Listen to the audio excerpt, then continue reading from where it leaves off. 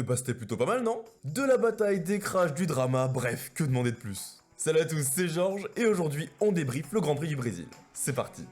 Allez, on va commencer par parler de la pole de Kevin Magnussen, et c'est dans ces moments-là que tu te rends compte pourquoi t'aimes la Formule 1. Quand la plus petite équipe de la grille prend la pole dans des circonstances invraisemblables, ça provoque des émotions incroyables dans tout le paddock. Et ça s'est vu, hein, tout le monde l'a félicité, j'ai pas vu une seule personne être dégoûtée de la pole de Magnussen. Bah faut être sacrément aigri pour ça, ouais. C'est donc la première pole de l'histoire de Haas, et la première pole pour un pilote danois. En même temps, il n'y a pas dû en avoir beaucoup, hein. Ouais, dans l'histoire, ils ont été 5, dont le père de Ken Magnussen, qui a abandonné 17 fois en 25 Grands Prix. Pas dingue le ratio. Dans tout cet élan de joie, on oublierait presque que Ferrari nous a fait du Ferrari encore une fois. Oh, t'es dur, ça fait un moment qu'ils avaient pas fait d'erreur. Ouais, c'est vrai que ces derniers Grands Prix, ils avaient des voitures un peu moins bonnes. Mais quand en Q3, tu les vois mettre Charles en intermédiaire alors que tout le monde est en soft, ah, t'as de quoi te poser des questions et que tu te dis, c'est pas ouf, je suis presque sûr que c'est pas la bonne idée.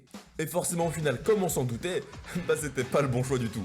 Donc ça forcément ça ne met pas dans les bonnes conditions pour la qualification sprint, qui a été incroyable. Il faut qu'on en parle 2 minutes, hein. La qualification sprint, c'est la première qui était vraiment intéressante. Honnêtement, si c'est tout le temps comme ça, les courses sprint c'est un gros oui, hein. Alors oui, forcément il y a le choix de pneus de Max Verstappen qui fait qu'on a eu de la bataille parce qu'il y avait moins de rythme, mais n'empêche qu'il a défendu, Russell il allait le chercher, Lewis Hamilton, Carlos Sainz ils sont battus aussi. Donc dans l'ensemble c'est très intéressant, du moins devant, parce qu'à l'arrière, les Alpines, catastrophe hein. T'imagines, tu pars P6 et P7 le samedi, pour te retrouver P16 et P17 le dimanche. Ah ouais, ils ont pris 10 places de pénalité quoi. Les grands gagnants du samedi c'est forcément les Mercedes parce qu'elles se placent 1 et 2 après la pénalité de Carlos Sainz. Et on peut aussi noter la belle remontée de Mick Schumacher qui passe de la 20e à la 12e position. Bon, passons désormais à la course et autant dire qu'elle a été au global très plaisante. Alors on va revenir sur les moments forts et premièrement l'accrochage Ricciardo-Magnussen au premier tour. Et franchement, mais il était tellement évitable. Daniel qui relâche pas suffisamment les freins et du coup il vient percuter la roue arrière droite de Kevin Magnussen. Et dans son tête à queue, bah, il va venir percuter Daniel Ricciardo qui a tenté de l'éviter par la droite. Résultat, safety car. Vraiment une triste fin de week-end pour Magnussen.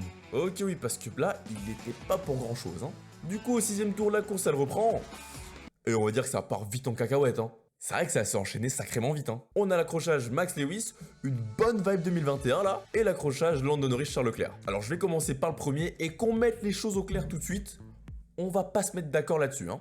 Tout le monde a sa propre opinion et les deux points de vue se valent et se défendent.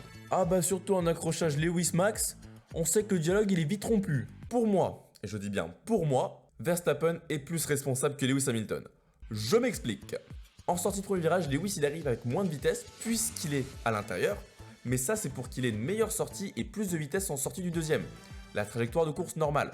Max lui, bah, il est à l'extérieur, c'est l'inverse, il arrive avec plus de vitesse dans le premier virage et moins dans le deuxième. Il accélère donc brusquement pour essayer de se porter à la hauteur d'Hamilton, mais l'écart il était trop grand. Donc au moment où il arrive à peu près au niveau de Lewis, bah c'est trop tard et celui-ci il est déjà engagé dans le virage, il est déjà en train de tourner quoi. Oui, donc rien de plus qu'une tentative de déplacement, c'est comme ça qu'on fait la course, non? Si selon toi, forcer le passage pour tenter un dépassement, c'est ça la course? Alors la réponse c'est oui. Mais c'est pas la vision que je partage. Comment ça, il force le passage? Il a vu une ouverture, il a tenté. Eh bien, quand Max il sort du premier virage et qu'il a enfin ses roues droites, oui, sur la caméra, tu sens qu'il y a de la place. Mais Lewis, il est devant et la trajectoire, elle va se refermer. Il avait donc pas le temps de se porter à la hauteur de Lewis dans les limites de piste. C'est pour ça qu'il monte sur le vibreur et qu'il tente le dépassement quand même. Et vu qu'Hamilton y tourne, et bah l'accrochage il est inévitable. D'accord, mais dans ce cas-là, pourquoi Lewis il laisse pas plus de place? Parce que c'est la course et que t'as pas à laisser passer ton adversaire. S'il veut te dépasser, c'est à lui de trouver l'ouverture, hein. Bah, il y avait une ouverture là, non? Non, parce que là, ça allait clairement pas passer. Après, voilà, là on est à froid, analyse en tant que spectateur, je suis pas le pilote, et forcément les mecs, ils doivent prendre des décisions en une demi-seconde. Ils ont pas le temps d'analyser comme nous, on a toutes les caméras, tous les angles, on sait machin chouette, la piste, et les mecs ils sont allongés comme ça. Ils sont allongés comme ça dans la voiture, ils doivent décider c'est j'y vais pas.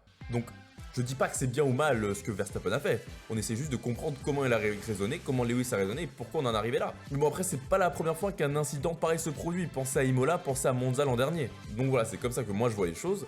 Dites-moi en commentaire si vous êtes d'accord ou si vous n'êtes pas d'accord et dans ce cas-là expliquez et argumentez votre point de vue. Bref, on avance et on va sur l'autre accrochage qui va être beaucoup plus simple à analyser, celui entre Lando Norris et Charles Leclerc. Ouais, Norris il a eu du sous-virage, il a été propulsé à l'extérieur par le vibreur et il est rentré dans Charles Leclerc. C'est tout. Ouais, voilà, on peut s'arrêter là. Alors, autant vous dire que quand je vois Charles et Hamilton quasiment au tapis au 6ème tour, ah j'étais pas bien. Ah là j'étais pas bien. Hein. Fort heureusement que ce soit Max, Lewis ou Charles, ils ont tous pu repartir sans vrai gros problème. À partir de là, ça s'est calmé et on a enfin eu de la course. Hein, parce que la safety car, c'est bien gentil, mais on veut les voir rouler quoi. Donc pour rester sur nos protagonistes, Hamilton et Leclerc, ils nous ont fait de sacrées remontées quand même. On a aussi eu les Alpines et dans le midfield, ça a été très disputé. Hein, parce qu'il y a eu aussi beaucoup d'arrêts au stand. Hein. Ah non, mais clairement, hein, moi dès que je regardais le classement, je comprenais rien. Hein. Genre, ça bougeait tout le temps. La lecture de la course ce week-end, fallait être bon. Hein. Bon, enfin voilà, du coup, la course après, ça a été beaucoup de stratégie et d'arrêts au stand. Qui sait qu'elle allait mieux faire tenir ses gommes? Je crois qu'ils ont quasiment tous fait 3 arrêts. Donc la clé après, ça a été l'abandon de Lando Norris. Parce que sans ça, la course, elle serait terminée tranquillement. Il n'y aurait pas eu de relance, tout le monde aurait les pneus soft. Il y aurait eu beaucoup d'écart et je pense que dès Alonso, dès Leclerc, ils auraient fini un peu plus loin que ça. Mais bref, donc Lando Norris, il abandonne. Nouvelle safety car. Et là, il y en a un qu'on n'a pas encore parlé depuis tout le Grand Prix. Il est en tête, il fait sa vie. C'est George Russell. Parce que lui, depuis qu'il est parti en pole, personne n'est venu le chercher. Il avait son rythme, il roulait tranquille. Et lui, la dernière safety car, il s'en serait bien passé. À 10 tours de la fin, il va devoir relancer la course avec 3-4 pilotes derrière qui ont des pneus plus frais que lui. Ah, je pense que quand t'es en tête de ce scénario, tu le veux pas. Hein. Mais au final, il va pas craquer, il va continuer sur la lancée de la course. Et il va finir par aller s'imposer. Derrière lui, Lewis Hamilton finit deuxième pour sécuriser le doublé Mercedes, le premier de la saison, et Carlos Sainz complète le podium. Une sacrée course, hein, il y a pas mal de choses à dire. Ok oui, et on va voir ça dans le top flop. Allez, on commence les tops par enfin une victoire pour Mercedes cette année. Russell nous a fait un week-end quasiment parfait parce qu'on va pas oublier son crash en qualification. Il était assez marrant en vrai. Mais à part ça, il allait chercher Verstappen en sprint, il est parti en pole, il a pas craqué une seule fois. C'est un immense bravo pour lui. Il mérite amplement cette victoire, tellement sa saison elle a été très bonne. Ah bah le frérot, top 5 tous les week-ends, à un moment ça allait payer. Hein. J'avoue que perso, j'aurais pas parié sur une aussi bonne première saison chez Mercedes. Pour son coéquipier, le week-end il a été un poil plus chaotique, on va pas se le cacher. Mais il a su ramener la P2 et c'est une excellente performance. Parce que si on se rappelle, il part P8 en sprint, il remonte jusqu'à la deuxième place. Ensuite, après le crash avec Verstappen, il redescend à la P8 et il remonte à la P2. Et tout ça malgré une voiture abîmée. Donc résultat XXL. Hein. L'an prochain, attention à eux. Ça sent bon cette histoire. À une course du terme, Mercedes peuvent désormais rêver de la deuxième place, chose improbable en début de saison, à pas se le cacher. Donc bravo à eux et maintenant faut tout faire pour aller la chercher. On continue désormais avec Alpine parce que au final, c'était pas si mal. Hein. Tu m'étonnes, ils sont partis P16 et P17 et ils ont fini P5 et P8. Pendant ce temps-là, les McLaren ils ont abandonné.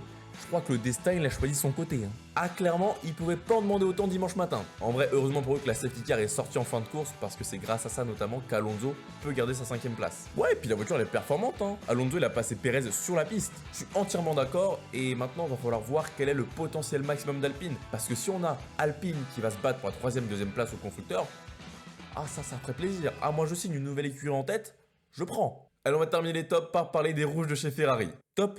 Vraiment? Bah P3 et P4 à l'arrivée, si c'est pas un top, c'est quoi? Et surtout vu comment c'était mal embarqué ce week-end. Hein. Sainz, il commence son week-end, bam, 5 places de pénalité. En qualif, bam, tu niques la stratégie de Charles Leclerc. Donc si tu vas leur dire, vous finirez quand même P3, P4 à l'arrivée, je pense qu'ils signent, mais je pense qu'ils signent tous les jours. Ok, mais il y a quand même eu des erreurs, et puis désormais ils sont menacés au championnat par les Mercedes. Certes, mais la victoire n'était pas prenable aujourd'hui, et c'était le meilleur résultat qu'ils pouvaient espérer, ils ont quand même fini devant les Red Bull. Donc à partir de là, ils pouvaient pas faire mieux, donc c'est un top.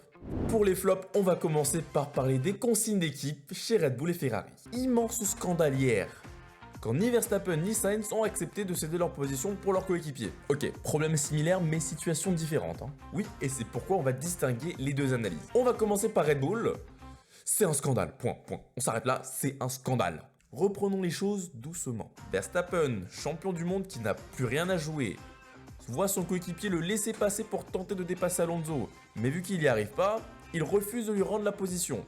Et en plus, il a le culot à la radio d'engueuler son équipe pour leur dire de me demander plus jamais de faire ça, de rendre la position. Est-ce que je me suis bien fait comprendre? Mais on est où là, ouais? Je trouve ça lunaire quand même, non? C'est pas compréhensible, il a plus rien à jouer, qu'est-ce que ça lui coûte? Ah ouais, non mais mérite une claque là, c'est pas possible de se comporter comme ça après tout ce que Perez a fait pour lui.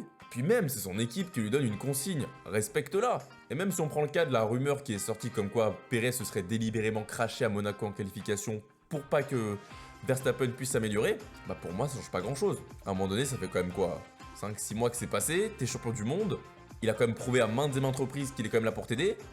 Enfin, passe à autre chose. Chaud, hein? Le type, il est sacrément rancunier si c'est ça. Franchement, cette affaire, on le sait, elle aura des conséquences en interne chez Red Bull. Et nul doute qu'à l'avenir, la relation Perez-Verstappen, ça sera plus compliqué de se faire des sacrifices mutuellement, hein. Enfin, mutuellement, il n'y a que Perez qui fait des sacrifices, de toute façon.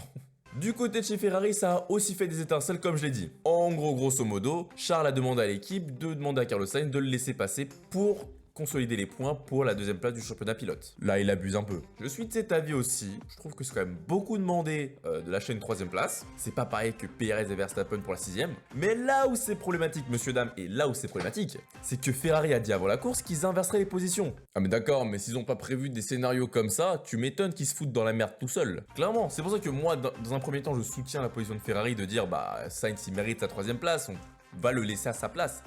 Mais dans ce cas, tu t'engages pas dans quelque chose que t'as pas clairement défini les conditions. Si tu dis on inversera quoi qu'il arrive, bah on inverse quoi qu'il arrive, première, deuxième, troisième place, on s'en fout parce que c'est ça le plan. Mais si tu dis ouais, on inversera les positions et que tu précises pas ce que ouais, si c'est un podium, on inverse pas parce que ça se fait pas. Bah tu m'étonnes que Charles Leclerc il pète un câble. Il y a un cruel manque de confiance et de communication dans cette équipe. Là aussi, c'est un drama qui aurait largement pu être évité. Allez, on continue maintenant avec McLaren, parce que si Alpine était un top, bah c'est que forcément McLaren c'est un flop. Ils ont presque dit adieu à la 4ème place ce week-end. Ils ont désormais 19 points de retard sur les Bleus, et oui, honnêtement, on va pas se le cacher, à moins d'un miracle qui peut arriver, ça va être compliqué de choper la 4ème place. C'est vraiment dommage parce que Norris nous faisait un superbe week-end comme à son habitude, mais la fiabilité a fait non, mais je m'arrête là, moi c'est bon, ma saison elle est terminée. Puis Ricciardo nous a fait un week-end à son habitude. C'est dommage parce que lui aussi il était proche du top 10, il aurait pu nous faire un bon résultat sur une bonne lancée ce dernier Grand Prix quoi. Alors en vrac pour terminer, quelques petits mots sur les Aston Martin qui ont marqué des points avec Stroll 10 et Vettel 11, c'est pas si mal. Après la qualification sprint, ils ont failli se mettre tous les deux dehors. Valtteri Bottas qui marque à nouveau des points après le Mexique. Pas mal du tout pour Alfa Romeo, même si c'est que 2 petits points, bah ça reste 2 petits points très intéressants. Sachant qu'il était bien placé tout le Grand Prix. On parle aussi de Yuki Tsunoda, la direction de course qui a niqué sa course, tout simplement. Alors oui, en gros c'est plus un problème du logiciel informatique, mais n'empêche que la conséquence est la même et qu'il termine dernier alors qu'il aurait pas dû terminer dernier. On n'en parle pas beaucoup parce que c'est Tsunoda, mais c'est scandaleux quand même. On a fait récupérer un tour à ceux qui étaient juste devant lui, mais pas lui. Incroyable. Mais enfin voilà, sur ce, j'espère que ce débrief vous aura plu. N'hésitez pas à mettre en commentaire votre analyse du Grand Prix, que je puisse lire et voir si on partage les mêmes opinions ou non. Dans tous les cas, moi je vous dis à la prochaine. C'était Georges F1. Salut.